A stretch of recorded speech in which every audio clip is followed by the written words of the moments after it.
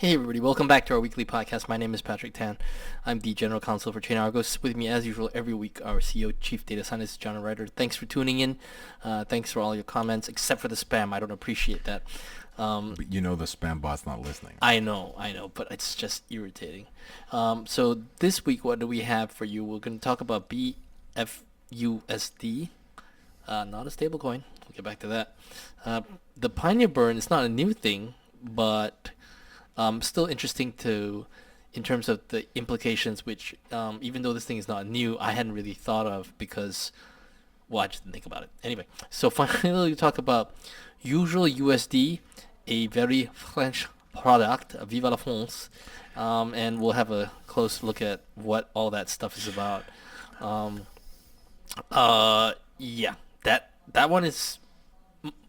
Honestly, John, today's show has three topics that are mind-boggling to me in ways that I don't fully appreciate or understand yet. I think they're an escalating degree of mind-boggling. The first one's not that mind-boggling. First one's not so mind-boggling. First one's actually pretty straightforward. It's just an example of something that people don't understand, and therefore they're making drawing comparisons. Okay, so what is BFUSD? Okay, so Binance announced BFUSD, a dollar-like thing that paid, I think the initial stated interest rate was 19.55%. Yeah. And there were a lot of comments about how, 20% stablecoin, this is a... of course, those people didn't read any of so this is not a token at all. This is the accounting unit for margin on the futures platform. Yeah. Right. So margin on traditional trading platforms, you get paid interest on. Yep. Right. SOFR, Ionia, Sonia, whatever, the standard overnight index rate in whatever currency it is. Generally speaking, the exchanges are extremely well capitalized and have very little credit risks. Nobody complains. You just get the base rate, not much spread on the base rate.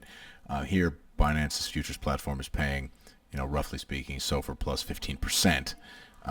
Some part of that 15% is presumably legitimate credit risk because the CME pays SOFR and Binance is a worse credit risk than the CME. That's fair. The yield comes from fees and incentives, whatever, some of it's incentives. But it's interesting. They're putting a fine point on how the futures platform is going to pay much higher deposit rates than just dollars in a bank account out there. Your dollars are at risk if on the futures platform. Everyone understands that. I think there's margin and liquidation and procedures. And actually, these rates have been pretty common for dollar funding. Most exchanges call it dollars, but it's not really dollars. Bitfinex is paid routinely over 20% for dollars, time to time, for a long time. Lots of exchanges have. Okay, these are risky offshore operations, and SOFR plus 15%. It's juicy, but it's not the same thing as saying we're guaranteeing you $1 and 20%. Yeah, that's not what they're doing. This is saying this is a risky trading platform, and there are circumstances under which these dollars will disappear. Yep. And you accept that, and there you go. And generally speaking, there is a shortage of dollars in that space for a wide range of reasons. I think that it's interesting because Binance is introducing, I guess in quotes there, a completely standard product that isn't dodgy. I mean, you can argue 15% is a sign there's some credit issues, but the fact that you're paying interest on these deposits isn't dodgy, and it's not a stablecoin paying 20%. And the way that the messaging went out, maybe they don't realize that this is just a completely standard thing that everybody does. Lots of trading platforms will pay you over the base rate on your margin balances because there's some offshore platform, and that's the way it is. It's fine.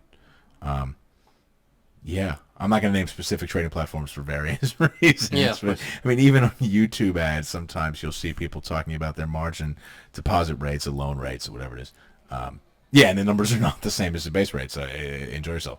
So I don't know. I assume there that the team doesn't realize this is a completely standard thing and that they should have couched it more clearly as that. I can understand why, for engineering reasons, you would want to call your futures margin deposits a different thing than your unlevered exchange deposits, because that way in the software, in the configuration, everywhere they are separated out carefully. But maybe labeling them that way to the end user actually makes it more confusing, because people are used to USD being dollars and other stuff with USD at the beginning or end. BFUSD. I mean, you could be excused for thinking it's a token because it looks like. I mean, the name is not. I don't know what they should have done about it, but anyway, they should have made it more clear it wasn't a token. I found that amusing. Like, yeah, Well, yeah, I mean, Binance to is be telling fair, you the these truth. days nothing is clear. I mean, if you watch the Jaguar ad, you couldn't tell that that was for a car. So Well, that's the point, though, isn't it? Just simple. Anyway, not that Jaguar's famous for simple, but there you go. Jaguar's But had anyway, problems for a long time. so At least the logo doesn't leak. in Binance's defense, it isn't a stablecoin. So It's not a withdrawable token. Yeah, it's yeah. just a unit of account for dollars to pay interest in a risky thing. You could explain it that way. And people probably don't realize that as long as you have a, say, adult, a professional, whatever, trading operation, account on a professional platform, you get paid interest in your deposits. Again, not at a rate that's this high, but also there's a lot, Interactive more Brokers risk, just pays yeah. you SOFR on your deposits and it's fine. Yeah. You trade with a large exchange, you just post whatever treasury collateral or cash collateral, they pay you SOFR or T-bill type rates, and it's all just standard for decades. The whole idea that your margin doesn't pay interest is just a joke, right? You're just getting screwed. You either don't have enough money to use a proper platform, or you're well, you don't not have to doing have it a lot of correctly. money. Oh no, minimum deposits for these things are often incredibly low amounts. Yeah. I mean, I don't know if one of these Cyprus-based spread betting platforms for a small account actually pays interest or not. I couldn't tell you that. But whatever, I don't know. Right. So moving on, Pioneer Burn. This is not new. I just wanted this to be clear. It's not new, but we don't, as a matter of habit, constantly monitor stuff. There's so much stuff going on. We get to stuff from time to time, and we look at it from time to time. Well, it's an interesting control feature that features in questions that'll be coming up shortly in an unrelated area. So I'll read, and John will give you a bit more information. So this is a Binance program. This is a Binance program. So basically, long story short, on the BNB Smart Chain, also called BSC, let's say, for instance, I had intended to send a bunch of tokens to John, and I copy and pasted wrong address. Happens all the time. Send it somewhere else. Now, obviously, he's aggrieved because he didn't get his tokens. I'm aggrieved because I lost my tokens.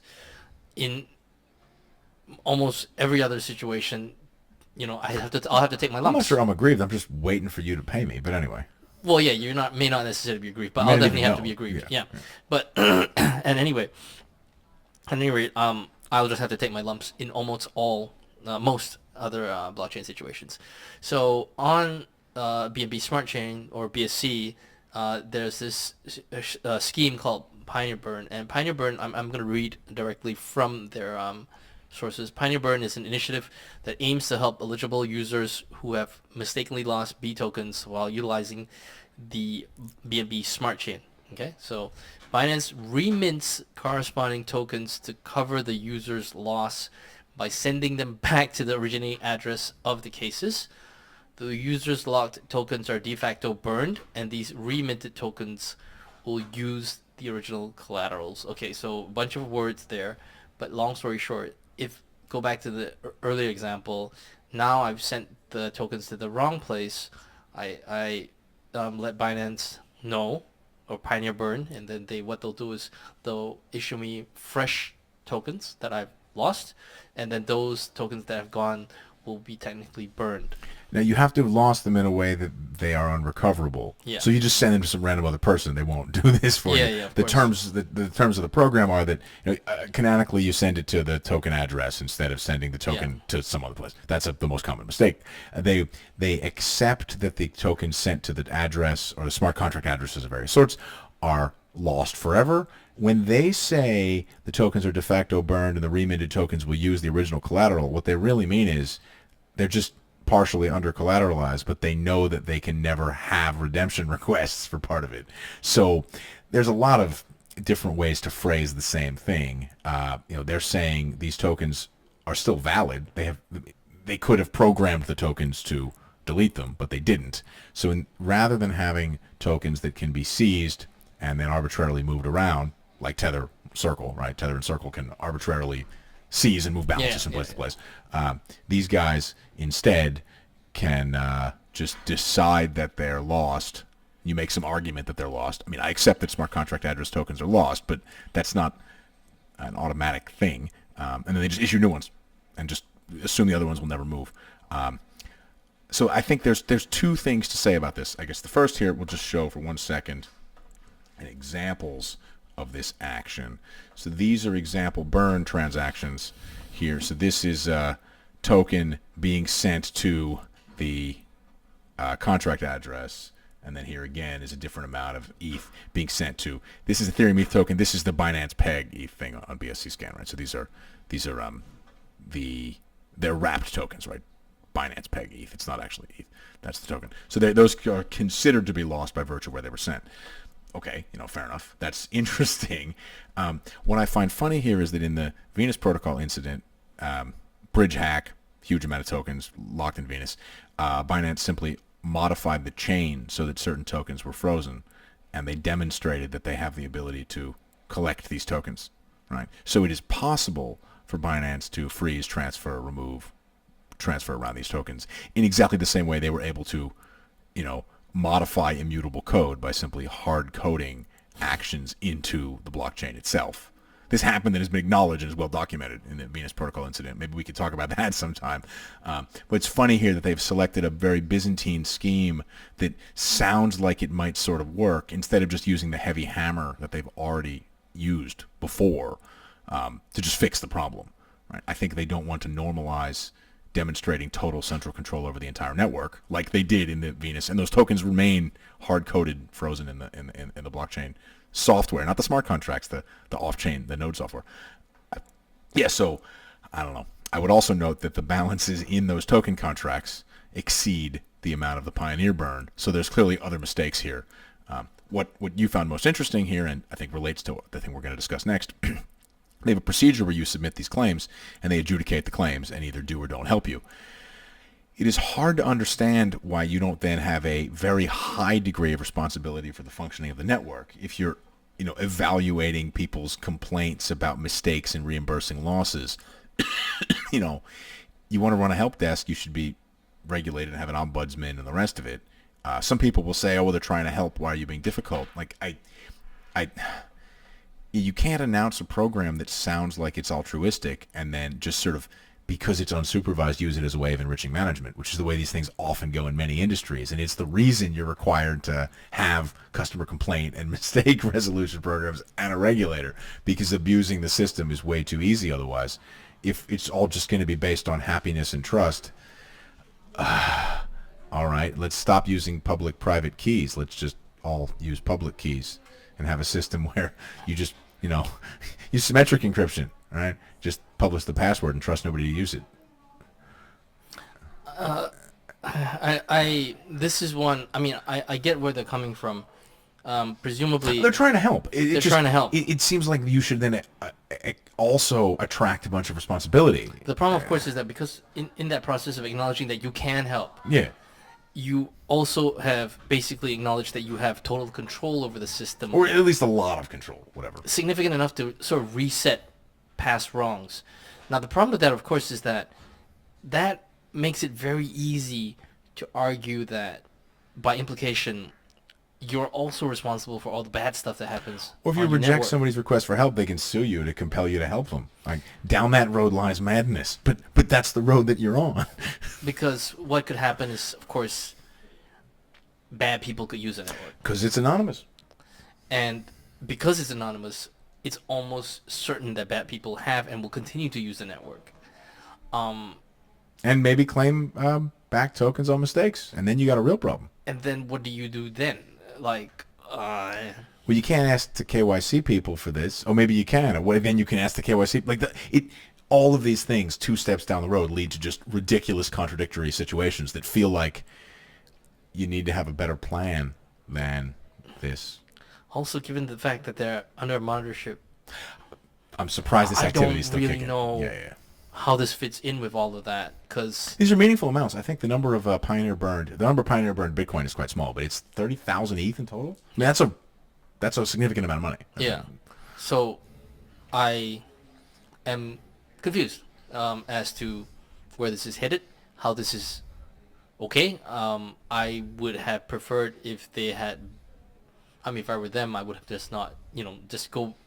Even if you have this level of control. I mean, is this what people should expect from bridge operators in general? And are bridge operators going to want to talk about that? it's just not. It's opening a can of worms for no good reason. Do other bridge operators offer recovery services? Yeah. Hint. Some of which aren't well documented on the website. Hint. Yeah.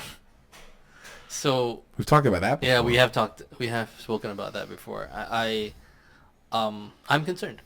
I'm concerned because I think that they are walking into a situation and scenario that they don't have a full appreciation of the implications of this thing. Well, as is often the case, they walked into it long ago, and the transactions are out there. And it's a bit late for that. I mean, we've seen that happen time and time again.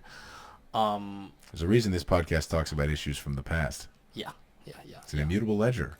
So, well, let us know your thoughts on that, because the way I see it is that the minute you say that you have this, control and stuff, you're kind of responsible for what happens because you've demonstrated that you have a significant degree of control.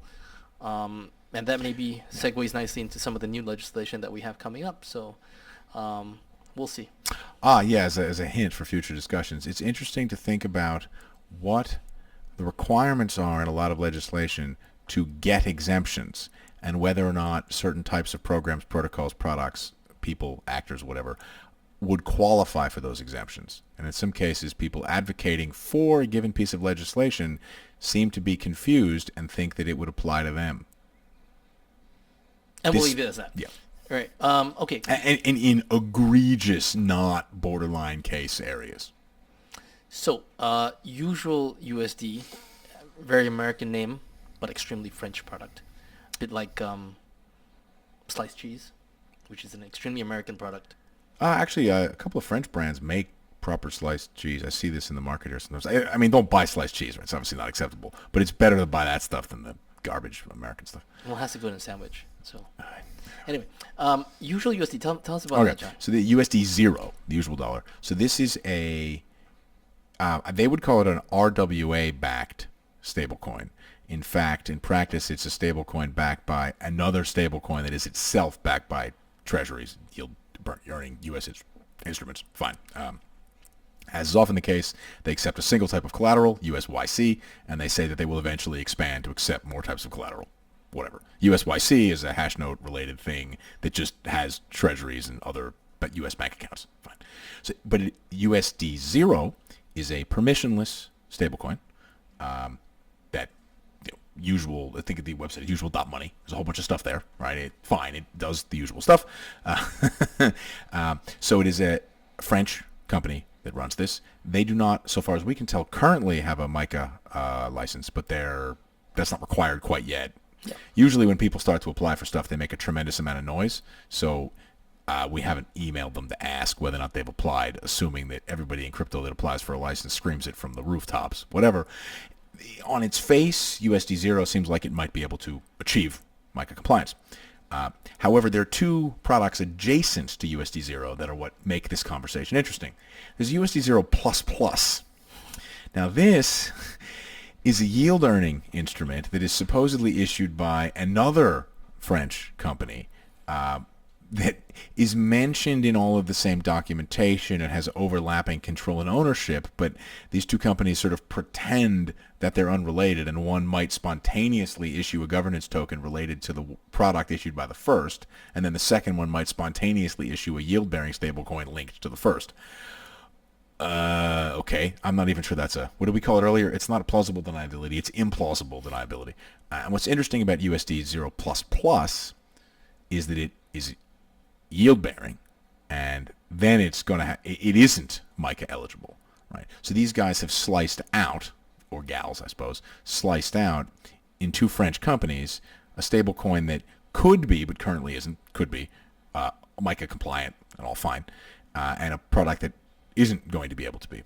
And these things are used heavily in Morpho, which is this borrowing and lending protocol, interest, whatever. Okay, it's interesting to have a French company issuing this stuff without licenses. And again, one of the products is just totally not possible to fit under MiCA. We're going to take a look at the products in a second. Remember that the underlying collateral is USYC, and that is a whitelisted U.S. product, and the requirements for that product are that it be, whitelist, controlled, KYC, whatever. So let's start taking a look at these products here. So, sorry. These are the largest minters and burners of USD 0. And the first thing to notice is that they're primarily all USYC users, right? USYC users, as we just said, are that's the hash node whitelisted product. And then there are not so many burners, whatever. That's fine. And if we look at largest, so okay, that's 0, and then senders and receivers, again, you see reasonable amount of overlap there, and you start to see some DeFi protocol usage here. So the thing, COW, PowerSwap, 1inch, it's used in DeFi. Fine. So this is this stablecoin by itself really doesn't have any problems. Now, if we look at the one that earns interest, we see again a wide range of minters and burners. Not so much USYC overlap, right? These are people who are getting it from the USYC users, and then again, there's a lot. It's all sort of sitting out there at the moment, only a little bit burned through the yield program, fair number of use, and then senders and receivers. Again, you see Morpho being traded, Balancer, and being used all over the place. So it's active in DeFi. Fine, nothing terribly exciting about that. So USYC, this is the restricted access product, right? This you can tell primarily used by a very small number of folks here. OG, one of the major users, is a huge USD 0 holder, right? See this on both sides, where big user, both sides sending and receiving. And then this is a very large USD 0 receiver. So here's where we start to get to interesting things. This is the biggest receiver of freshly minted USD 0. Again, this is a permissionless product, and you can see it's sending them to a large number of different addresses. Some of these you may even recognize from the largest senders and receivers, whatever, millions and millions. So what's happened here is someone has created a whitelisted U.S. domestic stablecoin backed by U.S. bank account deposits, interest-bearing, and treasury bills. They've whitelisted this USD 0 product, and then someone has gone to USD 0 and said, give me $700 million worth of these tokens, and distributed them in a permissionless fashion to other addresses. Right. So we've talked before about how some of these regulations don't seem to make a tremendous amount of sense because you can evade them fairly easily. What's happening here is you're watching that evasion in process at scale. And if you look at the dates here, you can see that this is an ongoing and generally recent sort of activity. Right. The last mint was, it's today, right? This data is probably updated from yesterday, whatever, this morning. It's an ongoing kind of a thing. So, yeah, it's interesting to see here. You've got products with restricted access, limited amounts of access, that are choosing to allow someone that's providing permissionless access and then effectively allowing anonymous UBOs to collect interest from U.S. bank account balances. Okay. That's interesting. I'm not really sure what to say about that. It's surprising that USYC, the hash note folks, are okay with a currently unlicensed, licensed not required, but currently unlicensed, provider onboarding and also issuing permissionless coins there. And I'm not really sure. Like, if this is in fact an acceptable way to run things, then banks should simply issue permissionless stablecoins, because the KYC rules don't apply. There's no need to worry about it. They can simply set up an offshore entity. They can call it Citibank Offshore No KYC. I like that one. Limited Cayman, whatever. It's a good name. And Strong they can name. just issue tokens out of that, and they're done. They can set up in France. Literally, they can set up a subsidiary in France that doesn't have any licenses, on board with the bank-issued regulated stablecoin. Everyone agrees the bank can set up a whitelist-only stablecoin. Yeah. Then just set up an independent business that runs permissionless stablecoins, onboard it, send the dollars there, and they can go anywhere they want. That's fine. Like, if that's the rule, have a good time. I don't think that's supposed to be the rule, and I think that this is probably a little bit too on the nose for how to evade the rule, but they've gone ahead and done it. Okay. And the two companies are, I can tell you if you go through the ownership, the two companies are related, but they're not the same company, and if that's sufficient, fine. So if you go through MiCA, the problem, of course, is that there's a blanket ban on this kind of interest payment, right? There is a blanket ban on interest payment, but MiCA requires you to know the UBOs of your e-money token. They don't call it stablecoins, they call it e-money token. So technically, as long as I know my customers, So all of the holders of the token, or just the minters and burners? so I just need to know. I need to know the UBO for my direct customer. So not the holders, just the minters and burners. Yeah. Okay. So now, this is the part where it becomes a little bit sketch. Because the way Micah is drafted, it says that you need to know the UBOs of your immediate customers, which is fine. I mean, that's standard. Everybody needs to know that. Now, it doesn't say so much. It isn't as clear as to what happens if the customers of your customer, do you have a responsibility to know who the UBOs Well, of the that may not be the Micah, but we're talking about products that were originally launched in the United States on a whitelisting basis. Yeah. So they've explicitly said we know all the users. Yeah. And if they're saying we're going to allow users that we know wrap the token for unknown users, well, then the answer is clear, right? It's not necessary for you to know any of your users. Correct. So to me, instinctively, that can't possibly have been the goal of any of this legislation or any of this If regulation. I promise I'll know who all my users are, but I have no idea who but I'm perfectly fine with one of my users advertising that what they're going to do is wrap my product and issue it to unknown people. I've effectively lied when I said I know who all my users are. Also, it's in a very, very, very narrow legal sense, but no one intended that, and these are all principles-based rules. And also, if you look at the experience of BUSD, so you had the BUSD, which was the Paxos product, which was regulated by the NYDFS, and you had Binance, who created a wrapped version, and that was very quick to be shut down because it was quite apparent very, very soon. Well, that was like a financial non-compliance and Correct. just straight up lying about backing. Yeah, So it's a lying bit about different backing and than stuff like that. UBO. So, and that's what I'm saying. So with the UBO stuff, I don't know. But if this is okay, if this is legit, then sanctions and the rest of it don't really mean anything because you could get past them quite trivially just using these schemes. Yes. Was not the sanctions don't mean anything. They have no effect. They have no which effect. Is fine. Yeah. But if this is the rule, then stop OFACing people. Yeah, but I mean, it's because it's pointless. It's a waste of time. Yeah, and also, what happens then is that all you need to do is create a couple of layers of separation, and essentially, somebody is the money mule, somebody else is the money mule, somebody else is the money mule, somebody else, and once you have sufficient degrees of separation, you should technically be able to. You only really need one or two, but all right. I mean, and apparently you can all have the same person owning all the companies. And after which, I think dealing with the IRGC and all that should be good to go because. Well, there's no point bothering with the surveillance regime if this is okay, right? If you can take treasuries, put them in a thing, get a license on the basis of a whitelist, and then onboard another company that doesn't have a license, that pays interest, and doesn't have a whitelisting procedure for the wraps of your token, then there's no point bothering with any of these rules, and it's a waste of the taxpayers' money, and you should shut those regulators down. When you decriminalize X, you stop investigating crimes related to X, because what's the point? Here you're saying there's a perfectly legal way to do all these things. I mean, sometimes I'm a little bit too in favor of if you fill out the correct paperwork, all this stuff should be fine. But you can't actually say if you fill these forms out, the crimes are totally okay. Here's the forms to fill out, download them from the website and submit them. And then still have somebody taking a look at the version of the crime where you didn't fill the right form out. Like, this is just stupid. So, make a decision. Or not. Was it shit or get off the pot? So That's there you go. that's the one. All right. On that note, thanks for tuning in. Thanks for your likes, comments, and subscribes. We appreciate it, and we will see you again next week. Have a great weekend.